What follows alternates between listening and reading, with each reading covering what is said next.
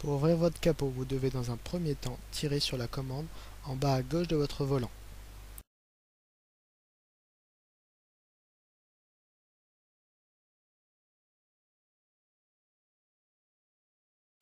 Puis pour enlever la deuxième sécurité, vous devez appuyer sur la commande qui permettra de déverrouiller le capot entièrement.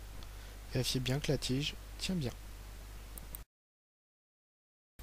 Bocal contenant le liquide lave-glace. Pensez à utiliser toujours le liquide approprié, notamment l'hiver.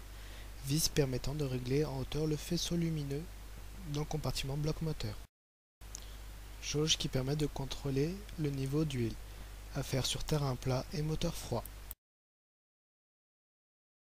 Bouchon permettant la mise à niveau de votre huile. Pensez à utiliser un fluide identique.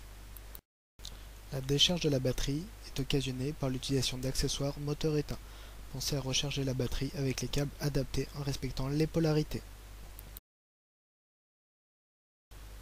Bocal de liquide de refroidissement doit se faire sur un terrain plat et à froid pour éviter tout risque de brûlure.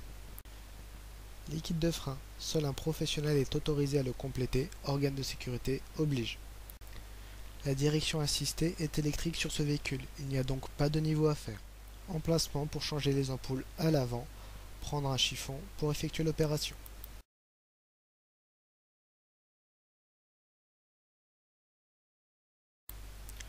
Pour vérifier l'état, la propreté et le fonctionnement des feux, il vous suffit d'allumer le ou les feux adéquats, de vérifier que les ampoules fonctionnent, que le bloc optique n'est pas cassé ni fêlé et qu'il est relativement propre.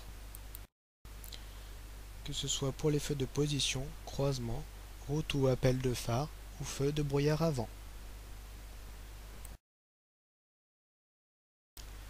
Avertisseur de changement de direction ou de signal de détresse.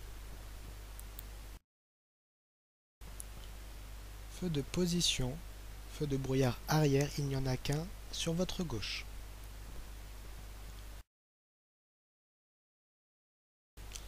Dispositif réfléchissant, 2 et uniquement derrière. 3 feux stop. Pour les feux de recul, mettez-vous uniquement sur la batterie et passez votre marche arrière, les feux s'allumeront.